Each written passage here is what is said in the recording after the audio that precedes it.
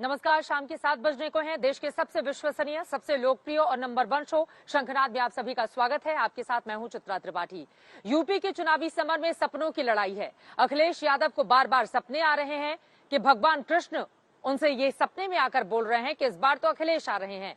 अखिलेश को सपना आया, मगर बीजेपी को ये नहीं भाया। बीजेपी की ओर से कहा जा रहा है अखिलेश यादव के सपने तो मुंगेरी लाल के हसीन सपने हैं। लेकिन सपनों की इस लड़ाई के केंद्र में है मथुरा।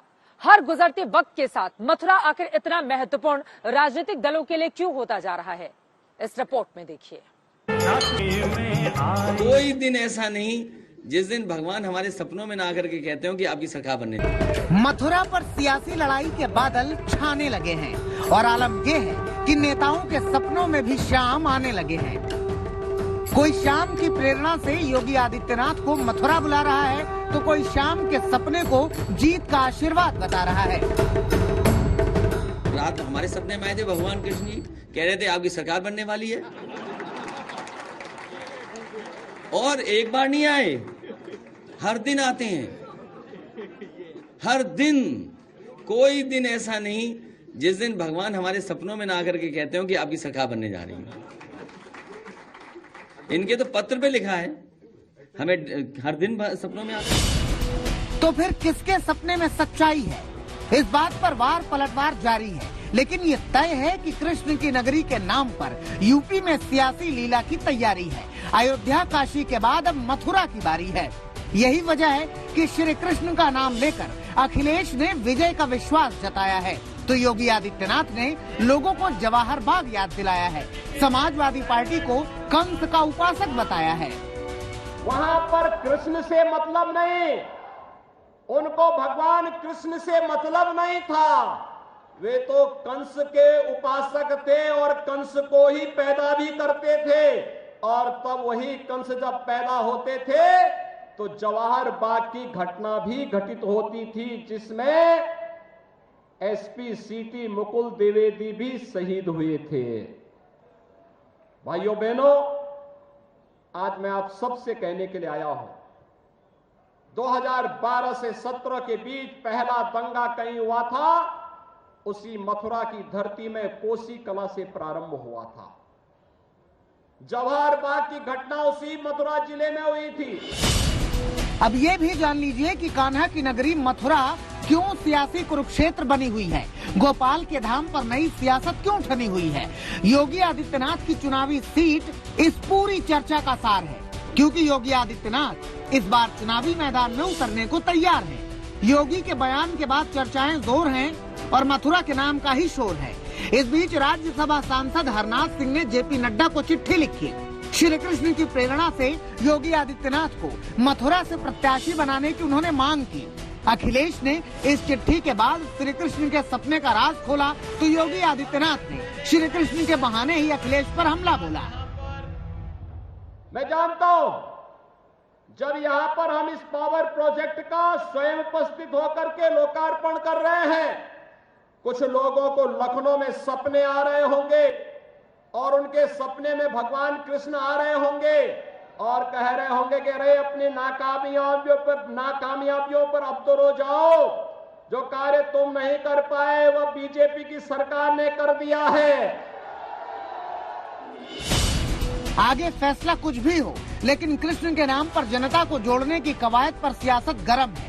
बीजेपी नेताओं के बयानों के बाद अब मथुरा पर विपक्ष की भी नजर है, पर बीजेपी बार बार जीत का भरोसा जता रही है और अखिलेश के सपने को मुंगेरी लाल के सपने बता रही है।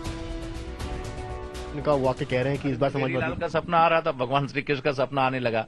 तो सपने तो देखना चाहिए, और सपने अगर आ रहे हैं तो अच्छी बात है, लेकिन मेरा यह मानना है कि श्री अखिलेश यादव जी को 2022 के लिए प्रयास बंद कर देना चाहिए, तैयारी 2027 की करना चाहिए। 2022 का फैसला जनता ने कर दिया है, केवल वोट पड़ना बाकी है, गिनना बाकी है। चुनाव की तिथि घोषित होगी, वोट पड़ेंगे, वोटों गिनती होगी, सपा का सुपड़ा साफ होगा। बाहुबलियों की सुरक्षा का इरादा, फ्री बिजली का वादा करने वाले सपने के सौदागरों को सपने में ही सरकार याद आएगी, इसके अलावा तो कुछ याद आएगी नहीं।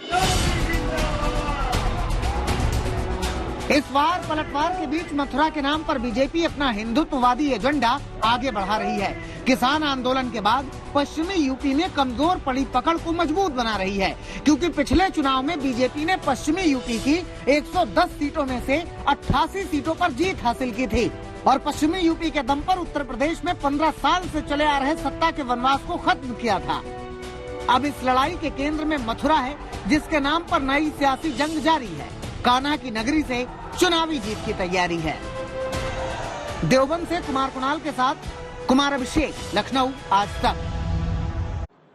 उत्तर प्रदेश में सपनों की लड़ाई के बीच अब बात कर लेते हैं मुख्यमंत्री योगी आदित्यनाथ के ताबड़तोड़ हमलों की। जी हां, आज देवबंद में थे सीएम योगी आदित्यनाथ। वहां पर एटीएस सेंटर का उनकी ओर से उद्घाटन किया गया। जमकर समाजवादी सरकार पर उन्होंने निशाना साधा और ये कहा कि पुरानी सरकार में दरअसल आतंकवादियों को पनाह दी जाती थी, खुलेआम छूट दी जाती थी, लेकिन अब तो हमारी सरकार में एटीएस सेंटर बन रहे हैं और ऐसे लोगों को उनकी सही जगह दिखा दी जा रही है। और किस तरह से मुख्यमंत्री योगी आदित्यनाथ ने वहां की जनता को लुभाने की कोशिश की और पुरानी सरकारों पर हमले किए, देखिए।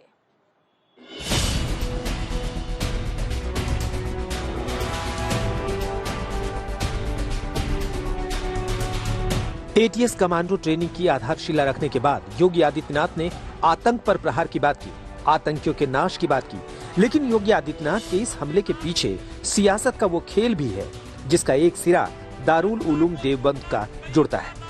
वो देवबंद जो पश्चिमी यूपी में मुस्लिम पॉलिटिक्स का बड़ा केंद्र है, जो पिछले कुछ साल में आतंकी कनेक्शन की जांच के दायरे में भी आ चुका है। यही वजह है कि देवबंद में एटीएस कमांडो ट्रेनिंग सेंटर की आधारशिला के साथ योगी आदित्यनाथ ने तीखा प्रहार किया। पहले की सरकारों में आतंकी हमले होते थे, कभी राम जन्मभूमि पर, कभी काशी के संकट मोचन मंदिर पर, कहीं लखनऊ की कचहरी पर, कभी काशी की कचहरी पर, कहीं पर रामपुर के सीआईएसएफ के सेंटर पर।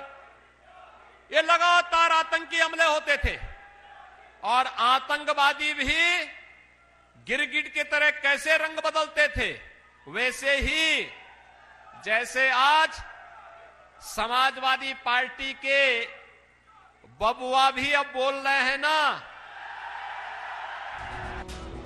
देवबंद के नाम पर इस सियासत को समझने के लिए योगी आदित्यनाथ के कार्यक्रम के पोस्टर में लिखी इन पंक्तियों को पढ़ने और समझने की जरूरत है, जिस पर लिखा है, काम भी लगाम भी। योगी आदित्यनाथ और बीजेपी लगातार समाजवादी पार्टी पर अपराध और माफिया राज बढ़ाने का आरोप लगाते रहे हैं और इसी बहाने अखिलेश यादव को निशाना बनाते रहे हैं। पहली बार आपने देखा होगा 5 साल होने जा रहे हैं और प्रदेश में कोई दंगा नहीं, क्योंकि दंगाइयों को मालूम है दंगा करेंगे तो 7 पीढ़ियां भरते भरते थक जाएंगी, लेकिन भरपाई नहीं होगी। और इसीलिए दंगाई भी आज समझ गए हैं। यूपी में सियासी लड़ाई सिर्फ कानून व्यवस्था के मुद्दे पर नहीं छिड़ी है, एक जंग छापेमारी को लेकर भी जारी है। इत्र कारोबारियों पर छापे को लेकर सियासत अभी थमी नहीं है कि नोएडा से लेकर आगरा तक अखिलेश के करीबी 4 कारोबारियों पर आयकर विभाग ने शिकंजा कस दिया है। योगी आदित्यनाथ इन छापों के बहाने अखिलेश के शासनकाल पर सवाल उठा रहे हैं। वहीं अखिलेश इस खेल के पीछे बीजेपी का हाथ बता रहे हैं। पैसा पहले भी था, लेकिन ये पैसा कहां जाता था? ये पैसा पहले चला जाता था सपा समाजवादी पार्टी के बबुआ के जो चिढ़ है, वो कह ही रहे हैं ना। चुनाव आयोग से उन्होंने गुहार की है कि छापे चुनाव के बाद डलवाना है। ये नोट की नोट गड्डियां जो निकल रही हैं, ये जेसीबी से जो नोट निकाले जा रहे हैं, आपने जेसीबी से मिट्टी निकलते हुए तो देखा होगा, लेकिन जेसीबी से नोट की गड्डियां निकलती हुए देखी हैं? जो लोग अपने विज्ञापन में झूठ बोलते हो, जो अपने झूठे विज्ञापन देते हो, इन्हें जब फ्लाईओवर दिखाना था तो कलकत्ता का फ्लाईओवर दिखा दिया, जब इन्हें कारखाना दिखाना था तो अमेरिका के कारखाने दिखा दिए। और जो हमारा पड़ोसी देश है वो हमारे मुख्यमंत्री जी से कुछ सीख गया है, गांव के नाम बदल दिए। ये काम तो हमारे माननीय मुख्यमंत्री करते थे, नाम बदलने का, लेकिन चीन ने भी इनसे सीख लिया, गांव के नाम बदल दिए। और जब इन्हें एयरपोर्ट दिखाना था तो बताओ, चीन का एयरपोर्ट की तस्वीर लगा दी। तो ये ऐसी सरकार है जिसका हर वादा जुमला है, इनका विज्ञापन झूठा है, इनकी हर बात झूठी है। इस बार पलटवार के बीच यूपी में चुनावी जंग जारी है। जीत के लिए हर दल की अपनी अपनी तैयारी। देवबंद से कुमार कुणाल के साथ कुमार अभिषेक, लखनऊ, आज तक। इधर देश में कोरोना का मीटर तेजी से भाग रहा है। बावजूद इसके बरेली में कांग्रेस पार्टी ने लड़कियों के मैराथन का आयोजन किया, लेकिन इस मैराथन में भगदड़ मच गई। उसके बाद चीख पुकार मच गई। कई लड़कियां बुरी तरह से जख्मी भी हुई हैं। स्थिति जो उत्पन्न हुई थी उसके लिए जिम्मेदार कौन है, जब ये सवाल पूछा गया कांग्रेस पार्टी के नेताओं से, तो एक महिला नेता सामने आ गई और उन्होंने न सिर्फ इसको साजिश से जोड़ दिया, बल्कि ये कह दिया कि देखिए, वैष्णो देवी में भी तो हुई थी भगदड़।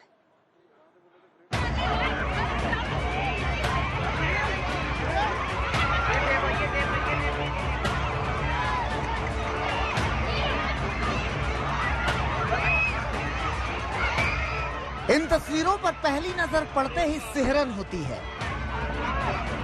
लड़कियों का पारावार उमड़ा था। मैराथन शुरू हुई और चीख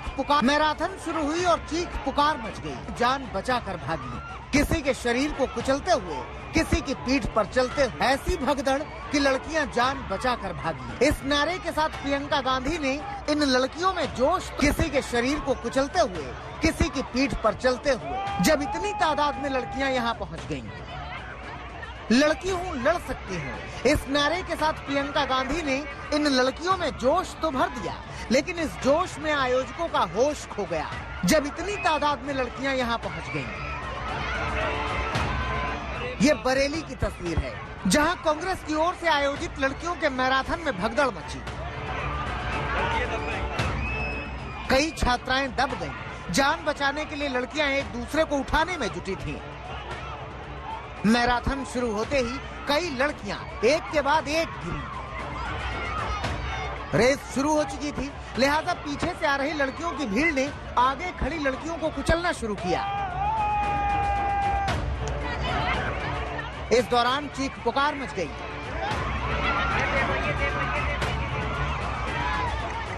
कांग्रेस सेवा दल और आयोजकों में शामिल लोग बच्चियों को बचाने के लिए उन्हें उठाने की कोशिश कर रहे थे, लेकिन हुजूम इतना भयानक था कि सड़क पर गिरी बच्चियों को बचाना मुश्किल हो रहा था।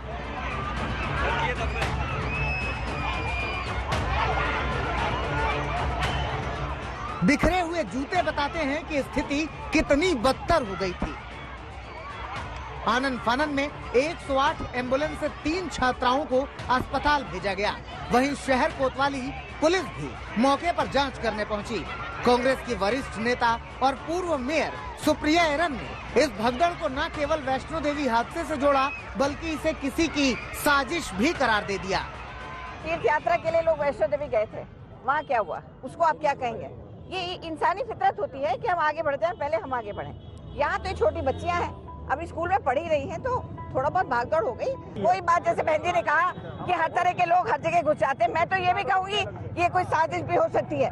कौन था, क्या था, किसी का चेहरा देखा आपने? हम में से बीच में नहीं होगा वो। ये प्लांटेड लोग और कांग्रेस का इतना बढ़ता वो देखकर जनाधार, क्या पता कौन बीच में आ गया। इस आयोजन में पहले प्रियंका गांधी के आने की बात भी कही जा रही थी, लेकिन बाद में इससे इनकार कर दिया गया, क्योंकि प्रियंका ने खुद को आइसोलेट किया है। एक तरफ जहां कांग्रेस नेता कोरोना को लेकर केंद्र सरकार को घेर रहे हैं, वहीं दूसरी तरफ उन्होंने बच्चियों के लिए इतनी भीड़ वाला आयोजन किया, जहां किसी ने भी मास्क नहीं पहना था। और बच्चियां जब एक दूसरे पर गिर रही हो, तब सोशल डिस्टेंसिंग कहां ही रह जाती है। यही नहीं, जब अराजकता फैली तो वहां मौजूद लोग मीडिया कर्मियों से धक्का मुक्की और मारपीट करने पर उतारू हो गए।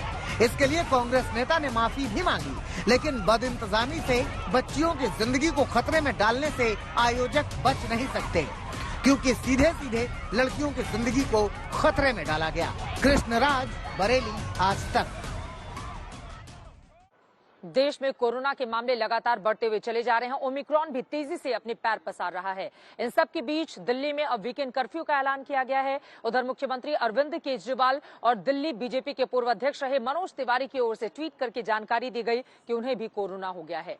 मतलब ये कि कोरोना का आंकड़ा लगातार बढ़ता हुआ, लेकिन इन सब के बीच लापरवाहियां भी कम नहीं हो रही।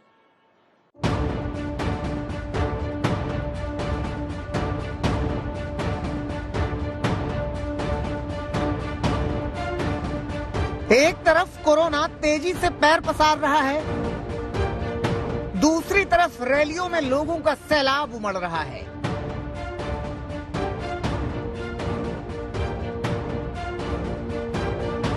एक तरफ स्थिति बद से बदतर होती जा रही है, दूसरी तरफ चुनावी सभाएं जोर पकड़ती जा रही हैं। एक तरफ कोविड संक्रमितों की संख्या तेजी से बढ़ रही है, दूसरी ओर चुनावी खुमारी सर पर चढ़कर नाच रही है। तो जितना बड़ा खतरा है उससे कहीं ज्यादा बड़ी लापरवाही है। और लापरवाहियों का अंदाजा इस बात से लगाइए कि दिल्ली के मुख्यमंत्री अरविंद केजरीवाल भी कोरोना पॉजिटिव हो गए हैं। बीजेपी के सांसद मनोज तिवारी कोरोना पॉजिटिव हो गए हैं और दिल्ली में नाइट कर्फ्यू के बाद अब वीकेंड कर्फ्यू का भी ऐलान कर दिया गया है। महीनों बाद एक बार फिर दिल्ली में कोरोना से निपटने के लिए बेहद सख्त कदम उठाए गए हैं। दिल्ली में अब से वीकेंड कर्फ्यू लागू किया जाएगा। ये वीकेंड कर्फ्यू शुक्रवार की रात 10 बजे से सोमवार सुबह 5 बजे तक लागू रहेगा। अनिवार्य सेवाओं के अलावा सरकारी दफ्तर के लोग वर्क फ्रॉम होम करेंगे। प्राइवेट दफ्तरों में 50% लोग ही काम कर सकेंगे। ये फैसले दिल्ली में तेजी से बढ़ते कोरोना और ओमिक्रॉन को रोकने के लिए DDNA की बैठक में किए गए। सरकार ने कुछ फैसले लिए, उसमें सबसे इम्पोर्टेंट है कि दिल्ली में सैटरडे और संडे को यानी वीकेंड्स पर अब कर्फ्यू रहेगा। तो लोगों से अपील है कि कर्फ्यू के दौरान बाहर ना निकलें। बहुत ज़रूरी होने पर हॉस्पिटल या कोई बहुत एसेंशियल ज़रूरत पर ही बाहर निकलें, लेकिन सैटरडे संडे को कर्फ्यू का पालन करें, घर में रहें, वर्क फ्रॉम होम करें। दिल्ली के मुख्यमंत्री अरविंद केजरीवाल और बीजेपी सांसद मनोज तिवारी पॉजिटिव पाए गए हैं। आज सबसे पहले अरविंद केजरीवाल का ट्वीट आया। अरविंद केजरीवाल ने ट्वीट कर बताया, मैं कोविड पॉजिटिव पाया गया हूँ, हल्के लक्षण है, मैंने खुद को घर में आइसोलेट कर लिया है। पिछले कुछ दिनों में जो लोग मेरे संपर्क में आए हैं, कृपया खुद को आइसोलेट कर लें और अपनी जाँच कराएं। अरविंद केजरीवाल बीते 5 दिनों से लगातार चुनावी रैलियां कर रहे थे। कभी पंजाब, कभी उत्तर प्रदेश, तो कभी उत्तराखंड। मास्क के बिना वो चुनावी सभाओं में जा रहे थे। इस बीच वो लोगों को कोरोना से बचने की सलाह भी दे रहे थे।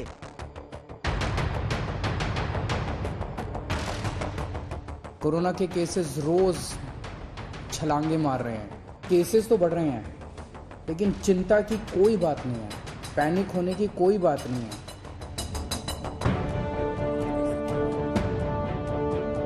वो अरविंद केजरीवाल जो पिछले साल अपनी पत्नी के कोरोना पॉजिटिव होने पर भी नेगेटिव आए थे, इस बार संक्रमित हो गए हैं। वहीं उत्तराखंड में रैलियों की शान बढ़ाने वाले बीजेपी के सांसद मनोज तिवारी भी कोरोना पॉजिटिव पाए गए हैं। उन्होंने ट्वीट किया, परसों यानी 2 जनवरी की रात से ही अस्वस्थ महसूस कर रहा था। हल्का बुखार और जुकाम होने के कारण कल उत्तराखंड रुद्रपुर प्रचार में भी नहीं जा पाया था। टेस्ट में आज पॉजिटिव आया हूँ। सतर्कता बरतते हुए अपने आप को कल ही आइसोलेट कर लिया था। कृपया अपना और अपने परिवार का ध्यान रखें। इन सब के बीच दिल्ली में कोरोना से लड़ाई की तैयारी तेज हो गई है। एम्स में सर्दियों की छुट्टी रद्द कर दी गई है। फैकल्टी के सभी सदस्यों से आग्रह किया गया है कि वो तत्काल अपनी ड्यूटी पर आ जाएं। मतलब साफ है कि कोरोना का खतरा तेजी से बढ़ रहा है और इससे बचने का एकमात्र उपाय यही है कि ज्यादा से ज्यादा सावधानी बरती जाए और कोविड नियमों को माना जाए। दिल्ली सरकार ने लॉकडाउन से इनकार कर दिया है और अब लोगों को वीकेंड कर्फ्यू का सामना करना होगा। इस दौरान वो जरूरी सेवाओं जैसे कि दूध, सब्जी लेने के लिए घर से बाहर जा सकेंगे। इमरजेंसी स्थिति में भी घर से बाहर जाने की अनुमति होगी। लेकिन जिस तरह से देश की राजधानी में लगातार संक्रमण दर में इजाफा हो रहा है, देखना ये भी होगा कि क्या अस्पतालों में मरीजों की संख्या बढ़ रही है या नहीं।